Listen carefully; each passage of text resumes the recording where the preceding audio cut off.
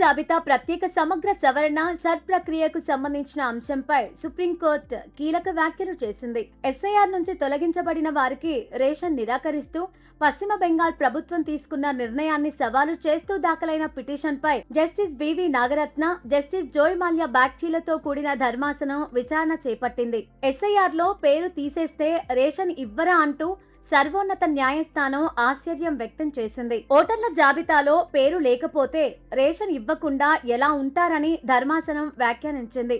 ఇది రాష్ట్ర ప్రభుత్వ నిర్ణయానికి సంబంధించిన అంశమని, నేరుగా రాజ్యాంగంలోని ఆర్టికల్ 32 కింద సుప్రీంకోర్టును ఆశ్రయించడం కంటే ముందుగా సంబంధిత హైకోర్టును సంప్రదించాలని పిటిషనర్కు సూచించింది.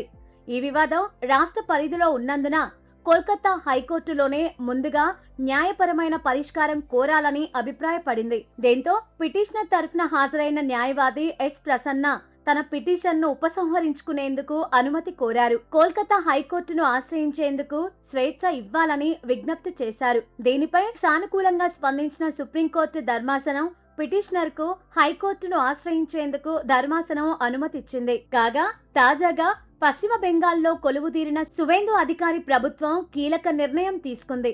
రాష్ట్రంలో అర్హులైన లబ్ధిదారులు అక్రమ విదేశీ పౌరుల రేషన్ కార్డులను తక్షణమే రద్దు చేయాలని రాష్ట్ర ఆహార, పౌర సరఫరా శాఖ ఆదేశాలు జారీ చేసింది. 2026 ఓటర్ లిస్టులో అనర్హులుగా తేలిన పీడీఎస్ లబ్ధిదారులను గుర్తించి వారి పేర్లను రేషన్ కార్డు నుంచి తొలగించాలని జిల్లా కలెక్టర్లకు జారీ చేసిన ఆదేశాల్లో స్పష్టంగా సూచించింది. రాష్ట్ర ఆహార పంపిణీ వ్యవస్థలో దీర్ఘకాలంగా పేరుకుపోయిన అక్రమాలను తొలగించేందుకు ప్రభుత్వం ఈ మేరకు నిర్ణయం తీసుకున్నట్లు తెలుస్తోంది. ఈ క్రమంలోనే పశ్చిమ బెంగాల్ ప్రభుత్వం తీసుకున్న నిర్ణయాన్ని సవాలు చేస్తూ సుప్రీంకోర్టులో పిటిషన్ దాఖలైంది. దీనిపై విచారణ చేపట్టిన ధర్మాసనం ఎస్ఐఆర్ లో పేరు తీసేస్తే రేషన్ ఇవ్వరా అంటూ ఆశ్చర్యం వ్యక్తం చేసింది.